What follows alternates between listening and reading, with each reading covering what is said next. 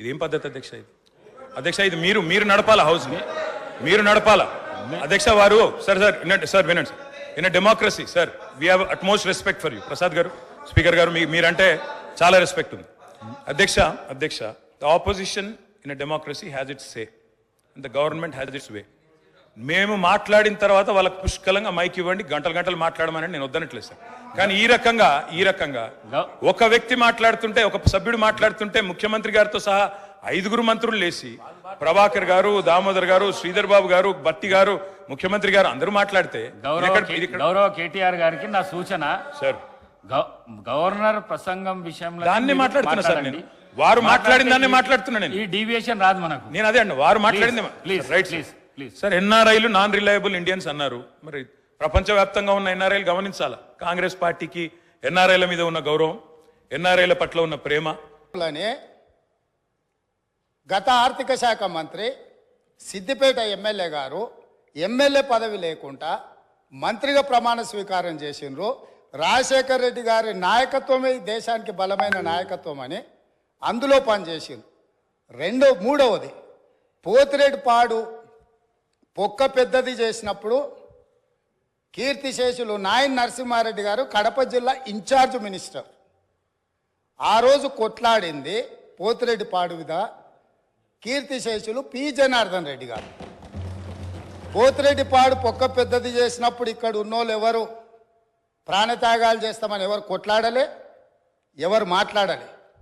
సొంత పార్టీ, సొంత ప్రభుత్వం ఉన్న తెలంగాణ ప్రజల హక్కులను భంగం కలిగించొద్దు, కృష్ణానది జలాలలో మా వాటా మాకు ఉండాలి, మా వాటాను ఎవరు తీసుకెళ్ళినా మేము ఒప్పుకోము అని కొట్లాడింది ఆనాటి నాయకుడు పి జనార్దన్ రెడ్డి గారు మాట్లాడిండ్రు తప్ప వీళ్ళు కాదు. కాబట్టి ఈరోజు వీళ్ళందరూ ఏ పాలకుల గురించి మాట్లాడుతున్నారు, ఆ పాలకులు ఇప్పుడు మాట్లాడుతున్న పెద్దలు ఎట్లెమ్మెల్యేనరు? వాళ్ళ తండ్రి గారి గురువైన చంద్రబాబు నాయుడు గారి పార్టీతో పొత్తు పెట్టుకుంటే ఆ పార్టీ మద్దతుతో ఆ కడువ కప్పుకొని సిరిసిల్లలో కష్టపడి పనిచేసి నిర్మించుకున్న చీమలు పెట్టిన పుట్టలో పాములు దూరినట్టు కేకే మహేందర్ రెడ్డి అక్కడ పార్టీని నిర్మించుకొని తెలంగాణ ఉద్యమంలో పాల్గొని తెలంగాణ ఉద్యమంలో ముందు భాగం నుండి నిలబడి కొట్లాడితే ఎన్ఆర్ఐ అంటే నాన్ రిలయబుల్ ఇండియన్ కింద మేనేజ్మెంట్ కోటాలో ఇక్కడికి వచ్చి టికెట్ తీసుకొని అక్కడ ఆ కేకే మహేందర్ రెడ్డి గారిని అన్యాయం చేసి ఈరోజు ఇక్కడికి వచ్చిండ్రు. కాబట్టి ఈరోజు గతం గురించి అధ్యక్ష, ఒకవేళ మా మిత్రులకు వాళ్ళకు అంతగా గతం గురించి చర్చించాలనే ఆలోచన ఉంటే ఒకరోజు మొత్తం తమరు సమయం ఇవ్వండి.